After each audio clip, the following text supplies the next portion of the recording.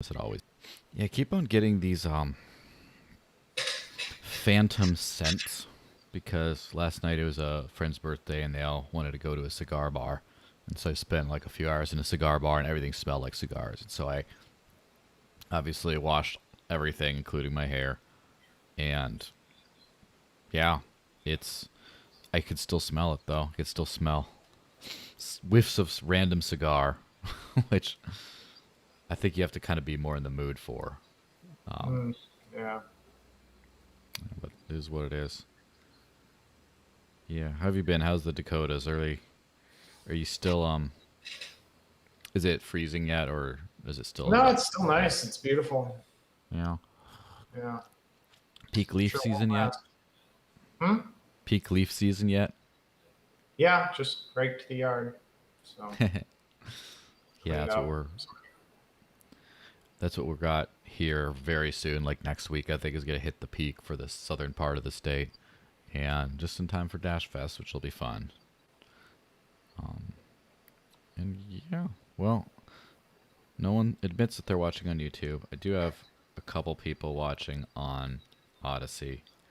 It's funny because this podcast, um, when it's like the first of two of the day, if for some reason it seems like it takes longer for people to start trickling in, but it could just be like a Friday thing. I wonder if time zone changes when we go off of daylight time or whatever that nonsense is. It's going to have any effect. But probably enough random chitter chatter. Why don't we just jump into the whole thing? Let me just roll the intro thing and we'll get right into it.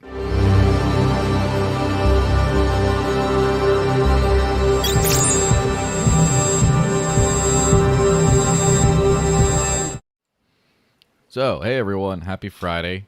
Hope you had a great week. Hope you're still having a great week. The weekend is still part of the week. You just don't work as much, usually. I do, but that's different. I am joined by the one and only that I know of, Eric Olson. How's it going, man? Well, Yeah. So, it's been a crazy week. The crypto world is taking some interesting turns for sure. And of course, that's what we're all here to gossip about. But first, obviously, I'd like to let everyone know to like, comment, share, subscribe. I'm going to say that in the middle of the thing. Do all the YouTuber things that people say.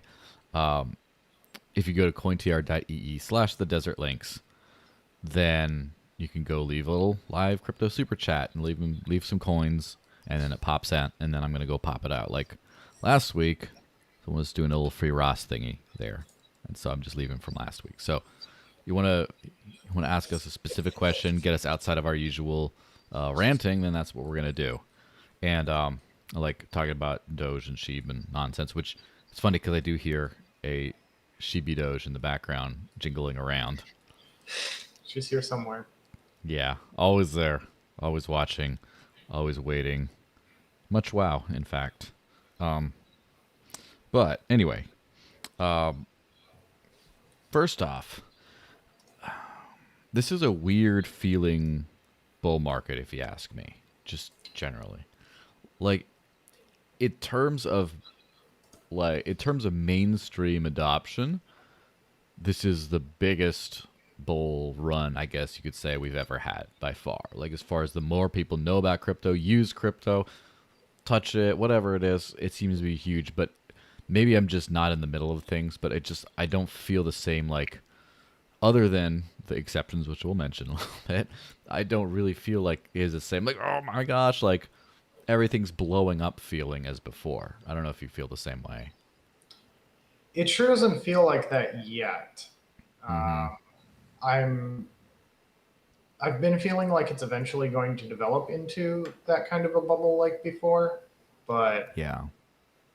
there's a lot of things going on, and it's kind of hard to say what's going to Mm-hmm. happen. It's the same again, but it's also different because now it's bigger and there's interactions with the other markets that actually matter. Mm-hmm. Whereas before, crypto was so small that it really didn't matter what went on in the other markets that much. Yeah. Uh, yeah.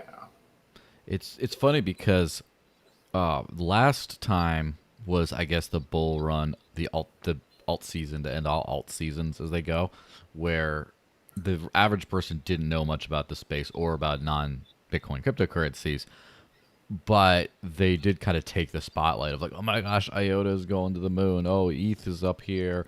Oh, all this like other stuff. Dash had its epic, insane $1,600 coin pump thing there. Everything, Monero had its day in the sun. Everything was going off. This time, it seems like, first off, it's kind of funny because Bitcoin is a much smaller percentage of the market than almost anything else, and than almost any other big bull run like that. ETH has been really eating its lunch a lot lately, not in a pumpy way, but just in like a gradual, more kind of a way. But most of the news stories that seem to have been capturing the public consciousness, and maybe this is because the Bitcoin maxis have gotten really like dialed in their content deployment mechanisms on Twitter and such. It seems like most of the big things you hear center around Bitcoin. Like, of course, we heard China thing, which obviously affects all proof of work coins, which is a shrinking portion of the entire pack. But then it's also Bitcoin miners moving here. Of course, El Salvador was like in 100% Bitcoin related. That weird Bitcoin Twitter fake out thing that I did a parody on because it was a little hilarious, was also Bitcoin. Everyone's like talking about Bitcoin these days. And Bitcoin's gonna be legal tender here. Just not that much of buzz around other projects as much, yet they seem to still be gaining lots of ground in terms of market and actual usage. I don't know if you noticed the same sort of a thing. Yeah, it's weird what people pay attention to. I mean, I get that the El Salvador thing makes a headline. That makes sense. I think a lot of people focus on Bitcoin just because of the name. I really wonder if some of the people that are really pushing Bitcoin and don't really mention anything else, if they're really Bitcoin maxis or if they just don't want to send confusing messages to everyone they're talking to. Yeah. Because some of these people, I mean, some of them are just straight up, all in BTC is all there is. But some of them, I think, have a deeper understanding than that, but they don't really go into any detail when they talk. They either talk generically about crypto or they talk about Bitcoin as though it is crypto and don't really elaborate. So I think that's kind of interesting, but I feel, I don't know. Yeah, it's strange. It has a lot to do with, first off, I think a lot of Bitcoin maximalists in the past cycles were just more love Bitcoin, didn't understand what all this, like they're kind of like crypto boomers, sort of. Like they didn't understand what all this other new stuff was about. Who cares? But then now I think they realize that it's a diverse ecosystem, and they decide to be maximalists, not out of ignorance of other coins, but in full knowledge of them, becoming a little bit more like militant and stuff, I guess. And this has also coincided with Lightning Network actually being used by some people and having stuff that's built on there. And so now, because let me in this course we'll roll right in this first news story here. Be perfectly honest, like Bitcoiners, when the maximalist types at least went from 2016, 17, like it's not that bad, it's scaling problems aren't that bad, or like, oh well, we'll never be able to scale like this. Will be crippling our decentralization, all that kind of stuff. Whatever we talked about, raising the block size limit, for example, on-chain scaling, and then eventually it just was like, Bitcoin's not meant to be used for coffee. It's just like use PayPal, use your credit card if you want to do that, or that kind of stuff. And it became, this is not cash. This is not digital money you should be sending around to buy your everyday stuff. It was like years long narrative, when basically Bitcoin had like nothing new happening as far as the technical stuff. Of course, a lot of hardening stuff, a lot of bug fixes. There was like Taproot and stuff like that, and like a lot of people were developing on Lightning and stuff. Although we didn't see any of that. And now that there's like a user-facing kind of product that lets everyone kind of use it, although terms and conditions apply, of course. Now all of a sudden, the same people's narrative is flipped 180. Oh, you see, look, it's so easy to use. It's so cheap, fraction of a cent. The stuff that they said, it doesn't matter that it's not. Now they're saying that it is because it feels a little like disingenuous, kind of like the Bitcoin maximalists were just sort of waiting for Lightning to be around so they could just, all of a sudden flip the script. Did you get that sentiment at all? Yeah, a little bit. I don't really pay attention to most of them, so I don't really follow a lot of that stuff. But yeah, it kind of changes. I think a lot of it is, whatever our side is doing, whatever the thing I invested in is doing is the good thing because I'm invested in it. Yeah. I think there's a lot of that. Good old bag holder syndrome. Yeah, and if they can make Lightning work good, then good. But I mean, it's concerning to me how it actually works. How many people end up in these weird custodial or potentially government-controlled systems? I think really defeats the entire point. And I don't know how worried I should be about it. I imagine that regardless of which cryptos become dominant as currencies, that a large number of people will probably use custodial services anyway, unfortunately. And hopefully the success of any crypto, whether it be Lightning or something else, does open the door to use ones that actually allow people to hold their own keys and have all their transactions on chain and benefit from the security of the network. So I don't know. I have mixed feelings about it. Yeah. Well, that sort of rolls into the first story is Arcane Research predicts 700 million Lightning Network users by 2030, also known as like a couple years from now. So Arcane Research says that Lightning Network usage has been on a steep upward trajectory since late last year, but in September the growth went parabolic off the back of El Salvador's Bitcoin adoption. And I'd really like to look into this stuff a little closer. As anyone knows, so Lightning like that many Lightning users by 2030. The only way that's happening is through a custodial solution. And this is why, because in order to get on Lightning, you need to do a on-chain transaction. And so if you have Bitcoin that's off-chain, you need to send it, it goes on-chain, and then it's off-chain. And there's a whole bunch of extra complexities past that, but that's the bare minimum. And so if you had either 700 million people with on-chain Bitcoin, right, trying to move it off-chain, that would take, a couple 100,000 transactions a day, every single day until then. And that doesn't include people just trying to move from exchanges or not, or that doesn't include people who already are on Lightning, like rebalancing a channel. Like every time they run out of liquidity on one thing and they got to rebalance it, they got to do an on-chain transaction to fix that.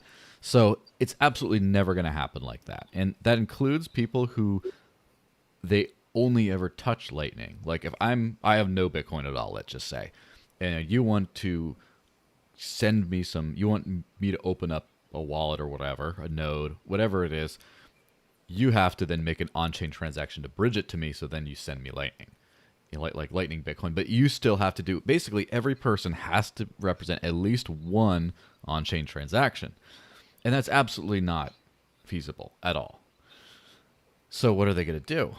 Well, I don't know how much you've been following Strike or the Chivo wallet and stuff in El Salvador, but there's been a lot of basically they're very tight-lipped about how much Bitcoin they have, how much how exactly their custodial solution works, but essentially, I think most of these things will just have, let's just say, one channel.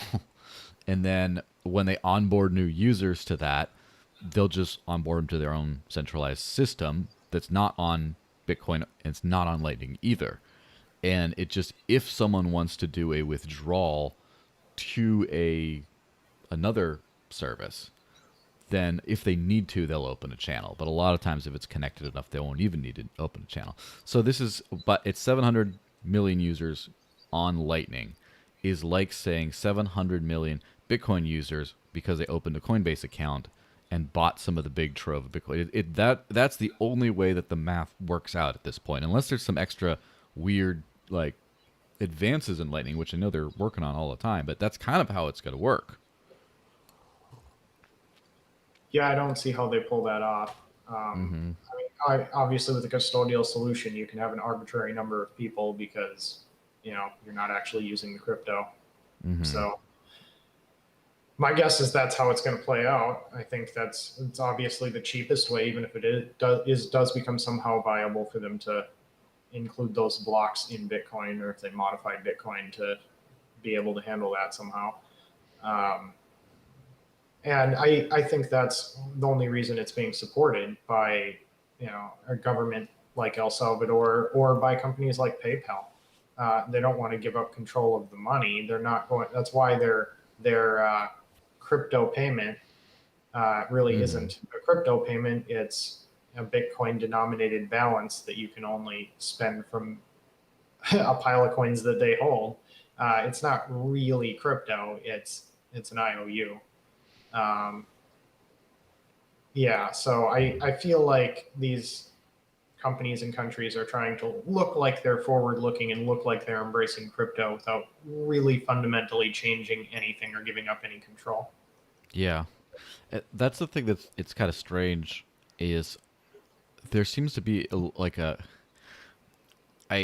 seems to be a lot of dishonesty going on because like whenever you grow the Lightning Network and start using it more, it involves a kind of deceptive amount of on-chain transactions to really do, right? So I'd have to open up a channel to someone else, and if I wanted to receive anything, they'd have to open up a channel to me or else send some through me and stuff, and that's just one. So that's like 2 transactions right there. And then every time I run out of capacity or I can't send to someone else, I'd have to do something else. So it's a lot of people just seem to think you just scale on Lightning, but no, it's just that when you scale on Lightning, like for real, right? Not with this fake nonsense we're talking about, but when you scale on Lightning for real, it just means you need fewer on-chain transactions to do all the stuff you're doing. But it's maybe like let's just say you are a frequent payer or whatever like that, you might have 10% the amount of on-chain transactions you otherwise might, but that's still a lot, right? That's still a lot over time. More people getting on board, it's just not going to work. Now, I've noticed this happen a lot, that they're doing a lot of, there's a lot of dishonest messaging in this kind of thing. Like, for example, when Jack Mallers did the Twitter announcement of like integrating with Strike, so now that everyone has peer-to-peer things, why would anyone use Western Union again? All this kind of stuff. And you can, if you integrate Twitter, if you integrate into Twitter, you can tip someone on Twitter with a non-custodial Lightning wallet. On the user end, that's peer-to-peer, decentralized non-custodial, whatever you want to call it. It's good stuff, I guess.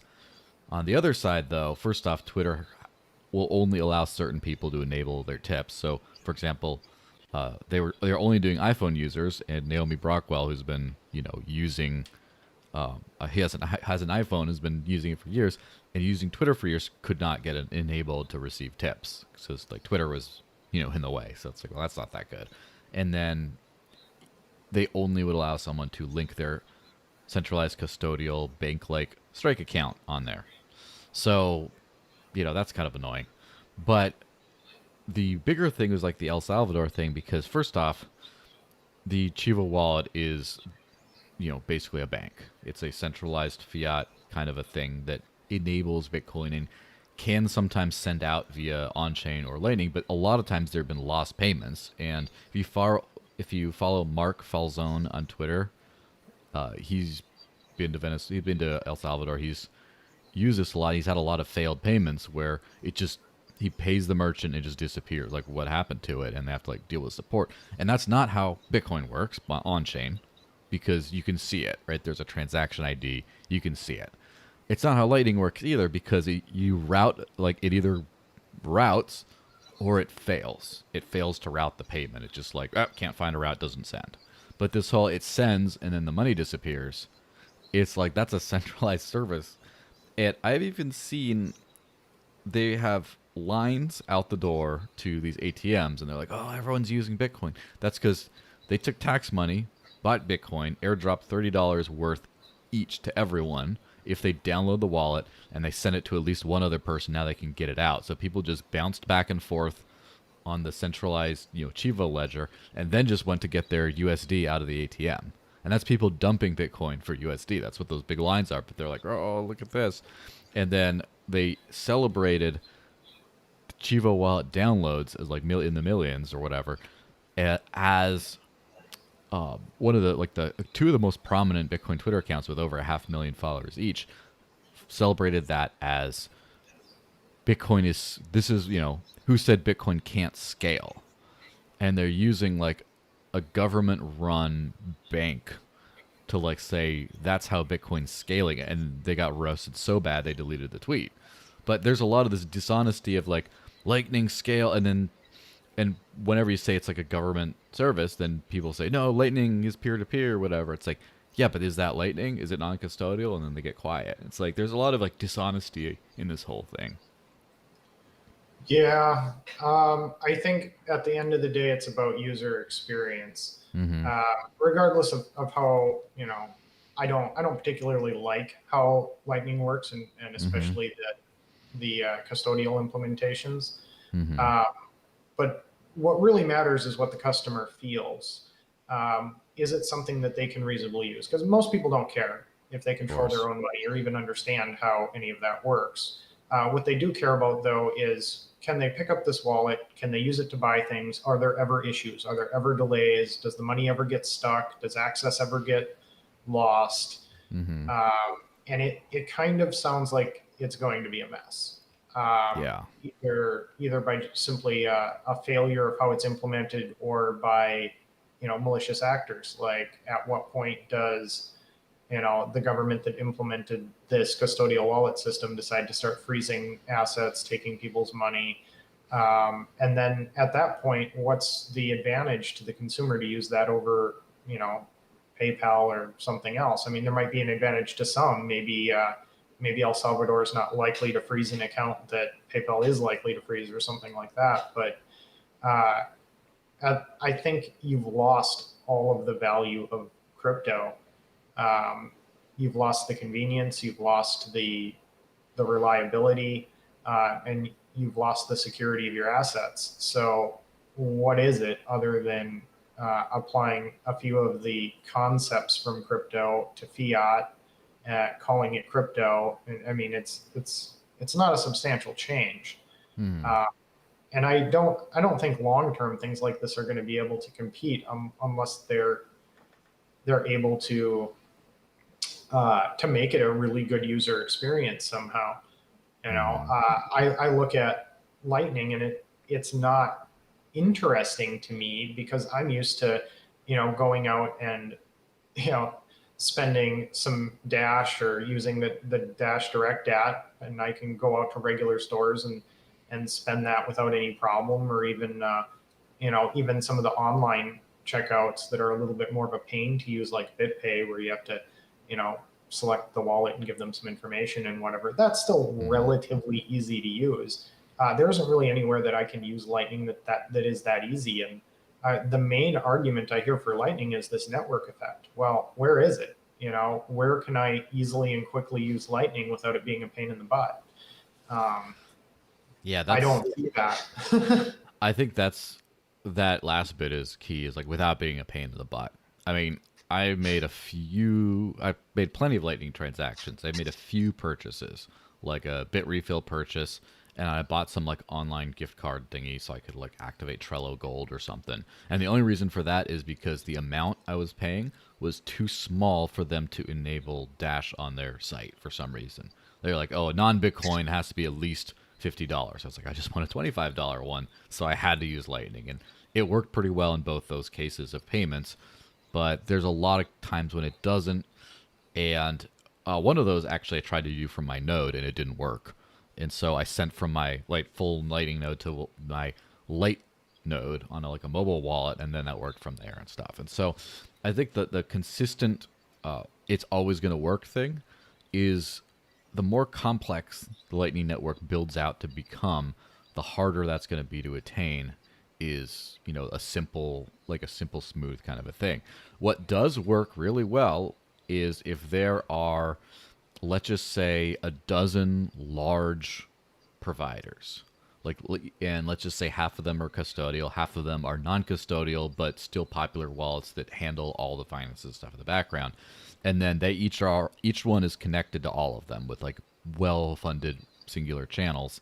And if you just route through all that, everything kind of goes simple. It's kind of like your like between banks. It's kind of the same thing, like the banking provider. It just, when you try to go like I'm running my own node, then it's just like, all right, now it's just like, now is when it gets sketchy. And so I think the way there's a lot of evidence, I guess, or argumentation, I guess, that all crypto will trend in this sort of a direction regardless of how well it's designed.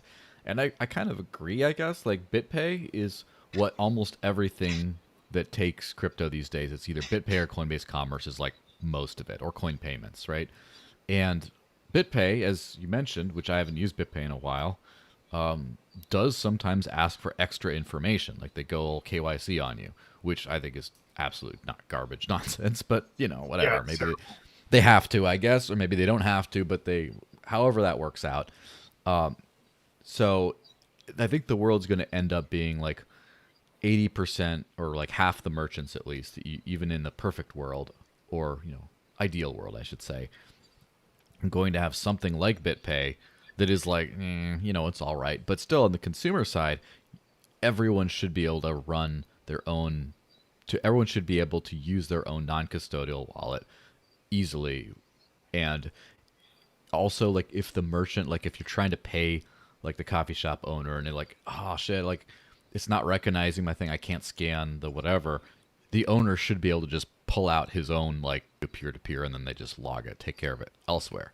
And that's where, like, a Lightning type situation gets a little bit more challenging, because if you get outside of those mainline processors and things like that, and it's not working, you just want to pay the owner directly, like cash, then it becomes like, okay, well, do you have funded channels between them? Is there a route? Is there this? And it's probably not going to work out.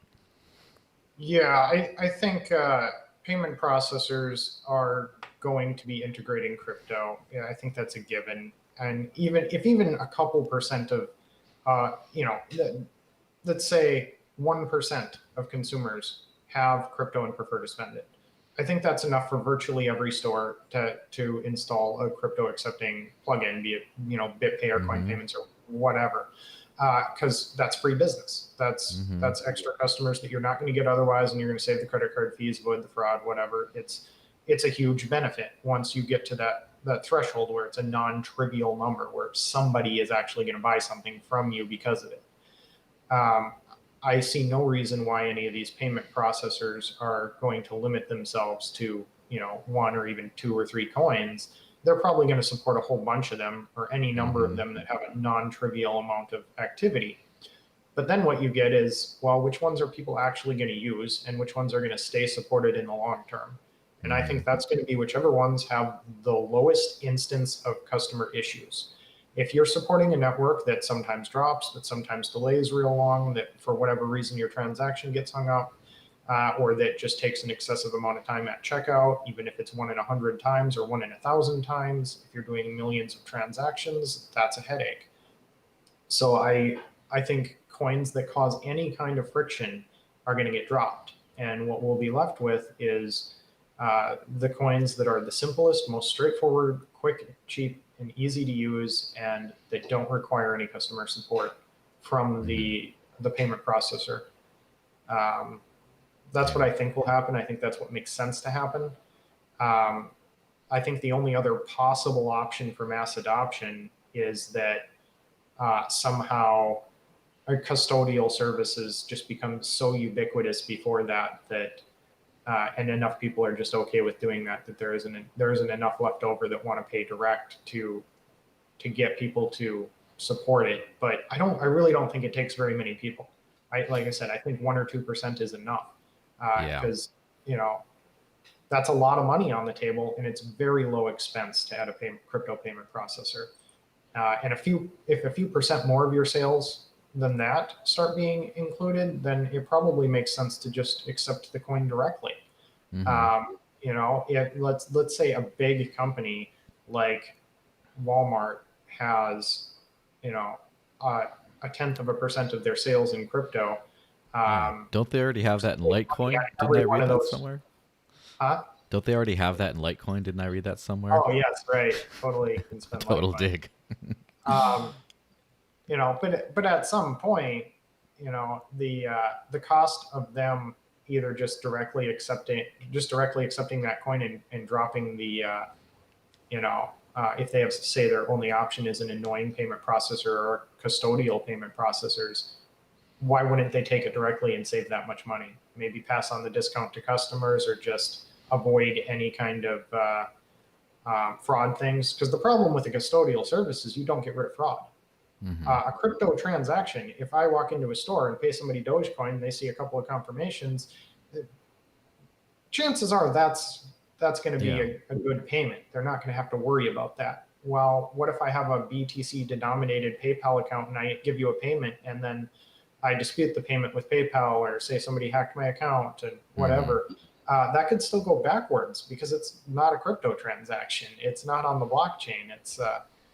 It's something that you're not gaining the cost advantage because you're still paying a third party a lot of money to do it, and you're not gaining the safety of fraud protection from it. So for merchants, that's not great.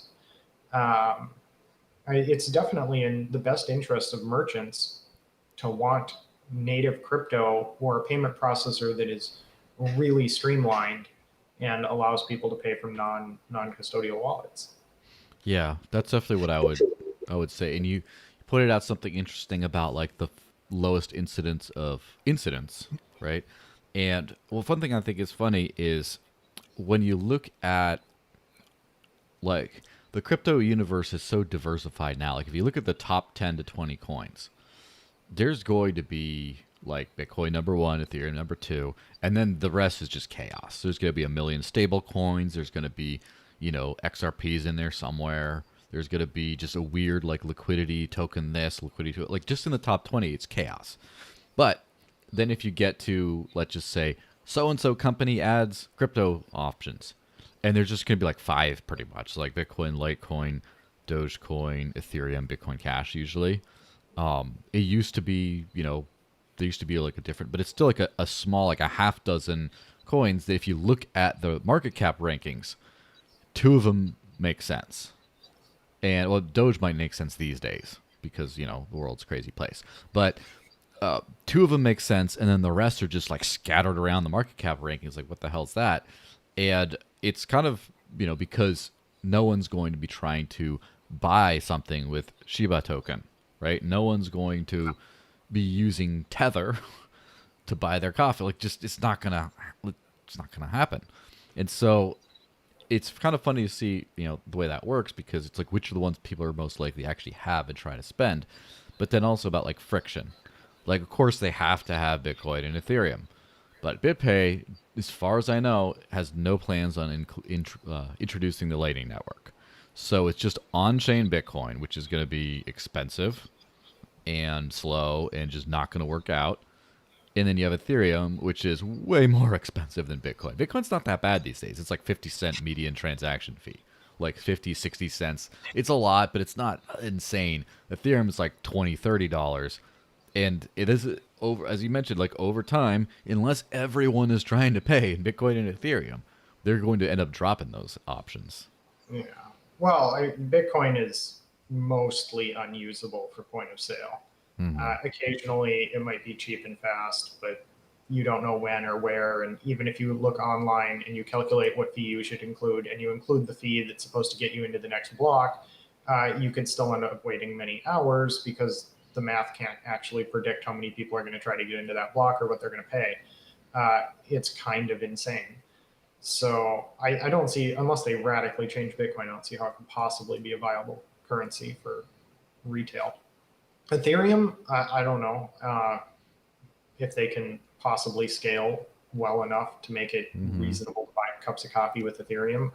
I don't think that's likely, uh, and probably not anytime soon if they do. So I mean, really, I see Bitcoin Cash, Dash, Dogecoin are the only ones that Yeah. I ever buy anything with. They're cheap, they're fast. Well, Um, you Dogecoin know, can be cheap, I guess. Do you still pay those insane fees, like the one Doge fee? didn't they change it from? It used to be one Doge, but I think they turned it. Uh, Yeah, that must one have been it was 10 or recent. 100x change. I don't remember. It must have been really recently because as of like 2, 3 months ago, the median Doge transaction fee was still really high. But so yeah, it's something similar to that. And so no one really uses Litecoin, but I mean it can take a certain amount of transaction volume. So it seems like Litecoin, based on transaction volume, is like the more consistent other. Bitcoin Cash, it's another good default. The funny thing in all this, we talk about centralization and things, is or like centralized payment processors and you know their downfalls.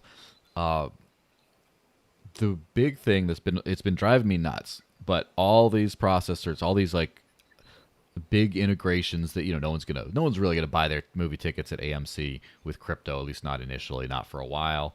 No one's really gonna use on like what was it the I forget the other payment processor. That no one's really gonna do that a lot, but it still bums me out when I see that they exclude Dash off this, and that's purely because BitPay doesn't support it, and Coinbase Commerce does not support it either. And the reason for both of those, although, there's a lot of speculation here, is that they want a uniform payment experience everywhere. And there's one of the 50 US states, jurisdictions, that does not, I guess, have Dash legal, which is New York. And the reason for that is because somewhere they thought, oh, it's a privacy coin. No, we don't like it. And they won't take a second look at that. And Coinbase is a bit licensed, outfit, and they support Dash, but they won't on Commerce because they want it to be smooth across the board. Every state supports every coin, kind of thing. And so New York would have to change its mind, and they'd either have to radically change the way they regulate stuff, which I doubt it, or they'd have to have enough bit licensed customers cause a commotion, say you got to take a second look at Dash, it's not that bad, and then get that fixed. And so that would have something to do with, let's just say, maybe getting on Gemini, and then getting Gemini, like the Winklevoss twins, to get to talk to New York regulators and say add Dash. But why the hell would they do that? So because of this one weird little unique situation, now, arguably the most usable like cryptocurrency for payments is being left off completely. And yeah, it's very strange. Yeah, it's pretty insane. I think Coinbase doesn't seem to be taking their payment processing business all that seriously. I don't see a lot of True. effort or focus from them. I think they've figured out that they can make a lot more money by having people trade uh, worthless tokens like SHIB that don't even pretend to be useful for anything. Yeah. I guess being a casino is more profitable than promoting actual crypto usage. So they've kind of I kind of feel like it might be a mistake in the long term, though, because they're allowing BitPay to be Corner the unchanged market. as the largest provider when they're in a position to really take that spot. And I don't know. Mm-hmm. I guess we'll see. It is a little bit surprising that BitPay hasn't paid attention, but It hasn't been paid attention.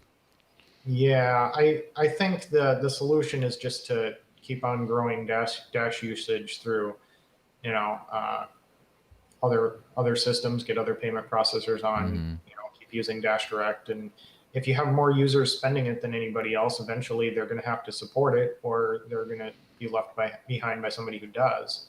Yeah. Um, and honestly, the BitPay experience is not great anyway. I can see another payment processor coming along and doing it better, providing a better experience to the customer. I mean, I'd still rather check out with BitPay and pay, with Dogecoin or Bitcoin Cash than punching in a credit card number. It's still a slightly less obnoxious process, but Yeah. not by that much. It's not the hold up your phone and go bloop that I'm used to with Dash. Um, on a site that takes it directly, or on like a site that uses coinpayments.net or something like that. Um, and that's one that's in a really good position too. If they got a good U.S. banking partner and could allow people to, support hundreds, basically all of the coins by dropping that in for a 0.5% fee, I think that gives BitPay a real run for their money. Um, Yeah, that's one of those most interesting and exciting things about the space now is to have a free market mind to things, because obviously prices, or the valuation of things, are set by demand, divided by the supply. And so, for example, if everyone wants something and you're the only one providing it, you get it, right? You win. And if well, like, so BitPay is winning big because they're the ones that are just like the easy to integrate, I guess, payment processor that takes the main coins and is like licensed all over the place, and like, okay, whatever, they kind of win. But then what happens if the experience of using all this kind of sucks too much? Then it's like, oh, if you use this other coin, it works better. Someone else can step in the market and completely eat BitPay's lunch, for example. And then it just goes back and forth and stuff. And like, that's the thing about when you get all this, like the casino coins, like Sheeb with its 400% breakout, recently. You get the casino coins, and of course everyone loves that stuff. But then what happens when like Elon stops tweeting? Is there really something that sustains the dog coins? Is dog money going to go away? And then if it does, what does the market go after next? And it's like that constant cat and mouse thing, like who can provide things better. And it's just that the setup costs for anything in this space are, I would say, ridiculously low compared to the legacy systems. Like, how easy it is to just fork like a BitPay thing, like AnyPay. I'm sure you've used AnyPay, right? yeah, And so AnyPay was created a few years ago by Derek and Steven, who run the thing, just because uh, they wanted to pay for stuff in crypto around them, and BitPay was not an option for whatever reason. I don't remember what it was. Maybe it wasn't supported in New Hampshire for whatever reason, or maybe it was because it didn't take Dash and they wanted to spend Dash at the time, and now they want to spend BSV. So same thing. They just built basically a clone of the BitPay experience without, or the old school BitPay experience, without like the fiat conversion aspect, and just got a bunch of businesses to take it so they could spend crypto in their daily life. And it's like, it's that easy. It's not like, you learn a banking thing, infrastructure, get into this. You just like code up an app real quick, and then you're kind of there. And then just you scale up your own infrastructure or whatever, APIs and all that stuff. But it's so easy to just move in. And if you're like, you know what, I don't like Dogecoin because blah blah blah, I'm gonna fork it and create like Super Doge that's just like faster and more instant and has like chain lock so it doesn't get 51% attacked, or whatever else you want to do, or has like staking rewards for people to make money off of it. And like, you can just do that in an afternoon or whatever. Maybe not that quickly, but then if people just jump on that, then all of a sudden you go to the moon. And like, I don't know who the hell made Sheeb, but it's doing gangbusters right now, and I don't think a whole lot of thought and engineering went into creating this token. And it's like, no. wow, they just jump in and it's 400% breakout and make all the money in the world. I mean, the free market's kind of undefeated in that way. Well, Yeah. there's not much you can say about that other than, Yeah, I don't know how relevant it is to usage. I mean, Mhm. there's always going to be these trends that pop up and um, die back down. I don't think there's a lot of incentive for payment processors to support whatever random um, casino token, whatever you want to call them, are Yeah. especially with the price volatility too. If they're popping up and down ridiculously fast, it's going to be that much more costly for them to manage the payments coming through. And You know,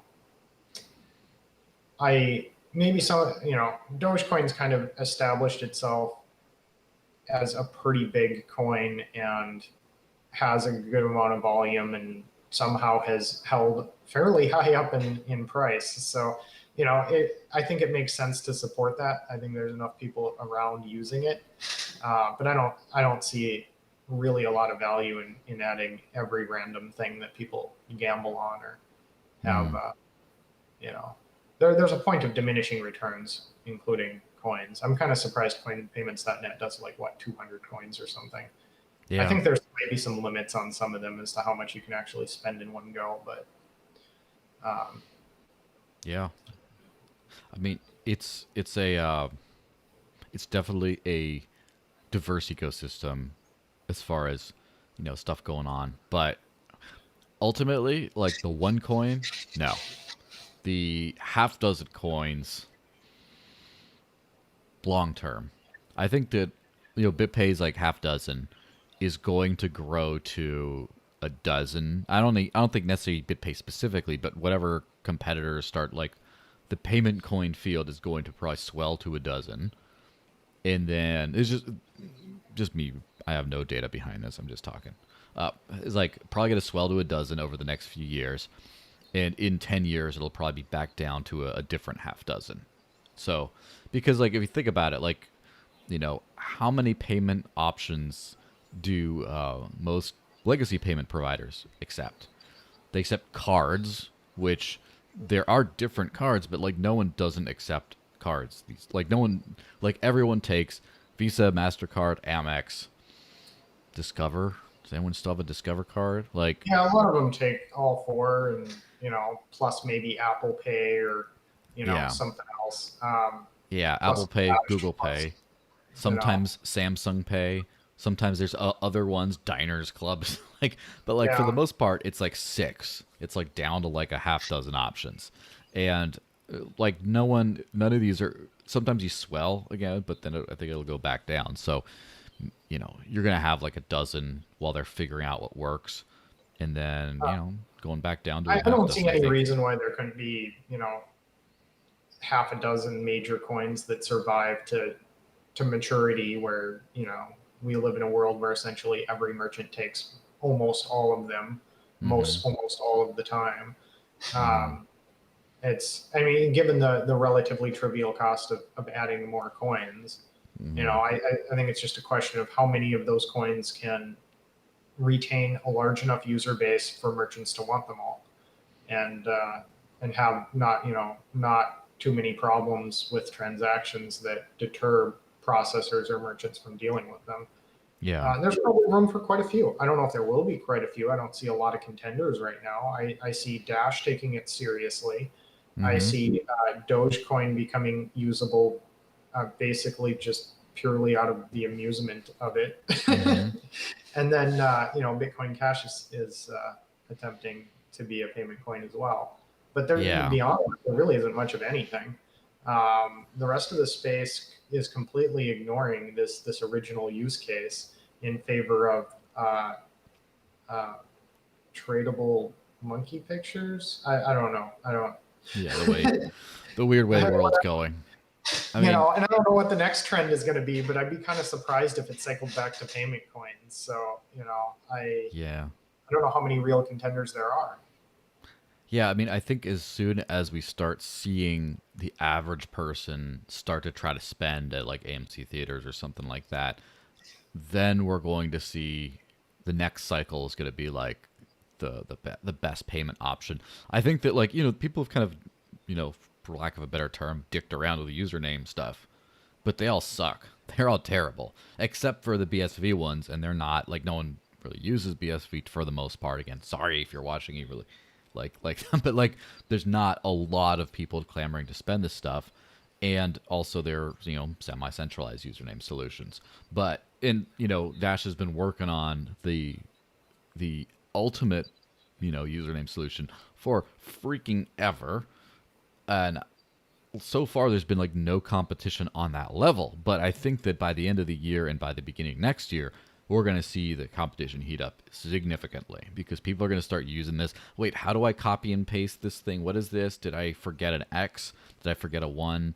And it just, people are going to, oh, well, just use your .eth address or whatever. And that's going to be a nightmare. And then they're going to be like, we need to really take this username thing seriously.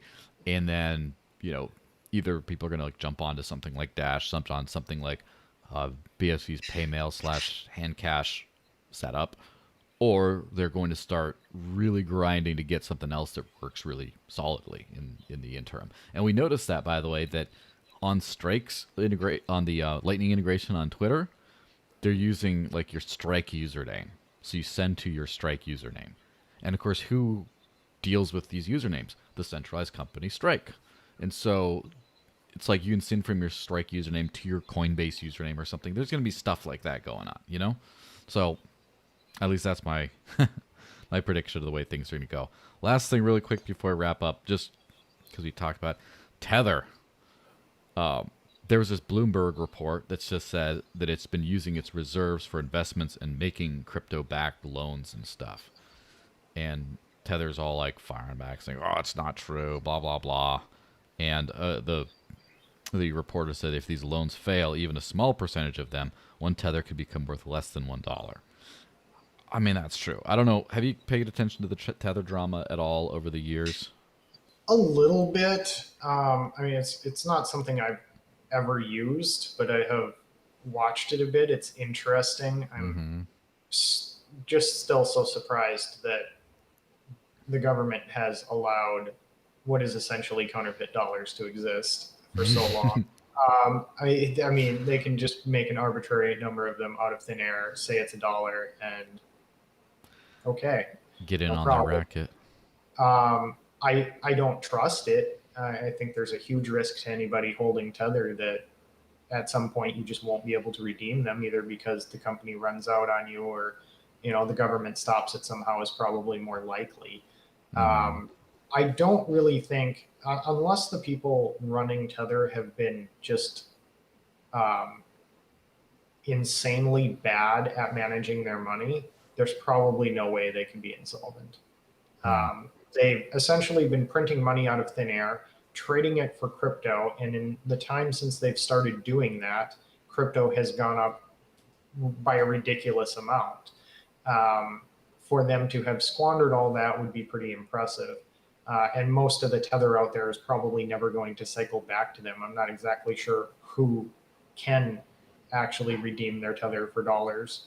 I don't think regular users really have an avenue to do that. So a large number of the Tether they issued is probably never going to come back to them. It'll be, in lost wallets or on exchanges or used, it's like kind of like companies that sell, a whole ton of gift cards. A lot of those are never going to be redeemed. Gift certificates that walk out the door. A lot of them don't come back in ever.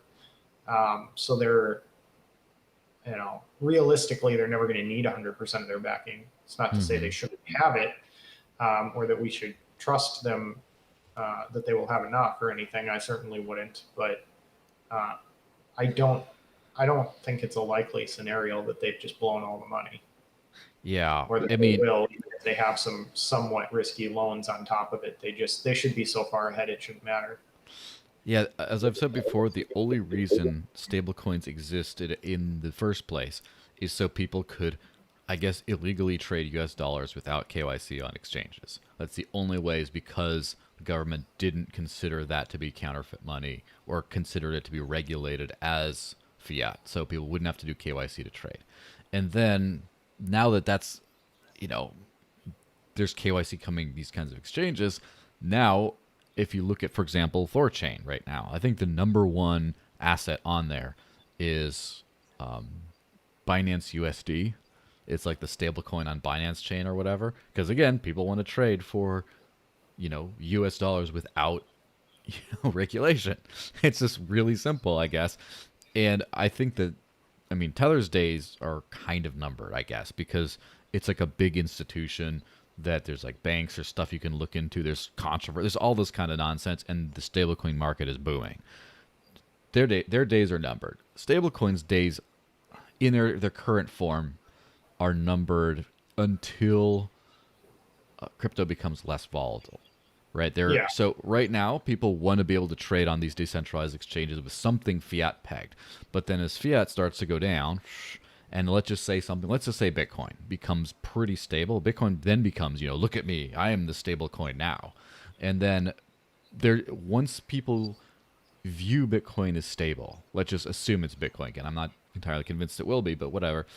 Then there's no use for a stable coin anymore because they don't want something goes down with the dollar, and they can just trade in and out of Bitcoin, and then that will be the stable asset. And then stable coins are basically going to go away unless for some reason all cryptos still stay volatile, and then they're going to need some very fancy algorithm to like figure out a basket of goods or purchasing power or something that's like not pegged to a fiat valuation and have that be like a true stable coin.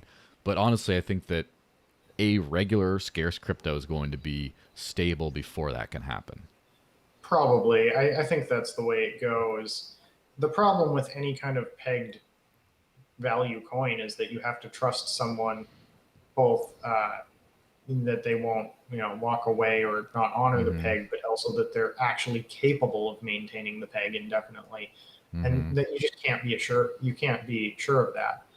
And anything you peg to is probably going to have some instability in it. Of course. Yeah, I mean, the dollar is clearly not a stable currency. It's stable compared to Bitcoin. But I think as cryptos grow, the gap between the most stable cryptos and the most stable fiat, I think that gap closes a lot. And at some point, it's no longer worth it to mess with the fiat, especially if it allows you to break away from a centralized exchange that charges a higher fee. I mean, Thorchain is amazing. The way that you can just drop in one coin, drop out another. I do think that for it to be widely used, for some crypto to be widely used as the stable standard that all others are traded against, it's got to be cheap and fast though. Because a Thorchain transaction and probably any other decentralized exchange that matches your trades is going to be limited by the cost and speed of both of the coins you're trading. If one of those coins is super expensive or super slow, your entire trade is super expensive or super slow. That's the elephant in the room. Is how is cross-chain dexes like Thorchain? How are they going to impact, how the actual crypto landscape? And that's definitely one I'm going to probably hit on that one next week or something. We should wrap it up right now. Any parting thoughts or anywhere you'd like to direct people? No, just much wow. Much wow. Much wow. That's about it. All right. So before I conclude, I gotta mention next Sunday, so week and 2 days, I guess, from now, is Dash Fest in New Hampshire, October 17th at Abel Ebenezer Brewing in Merrimack, 2 p.m. It's going to be a whole bunch of people there. Everyone's going to be spending crypto. Some people for the first time, which will be nice. And yeah, it'll be a great old time. If you're somewhere in the greater New England area, it's worth your trip out. If you're not in the greater New England area, you just still want to come by and be like, I want to stay and I want to like tour the actual merchants in New Hampshire, go ahead and do that because it'll be a good time. And bring your camera. I mean, in fact, I just got this thing so I can film myself spending around because people don't believe me that you can actually spend crypto in real life. So that's kind of what I do. Now is a Dash podcast with Ernesto Contreras. He's coming on in just a few minutes as soon as we get this switched over. So if you're watching on YouTube, a new thing is going to pop up. But if you're watching on Odyssey, you can just stay on the same link and just wait until I pop back up. But anyway, thanks everyone for watching. Thanks so much, Eric, for coming on and chatting. And yeah, I'll see you guys either in a couple minutes or next week.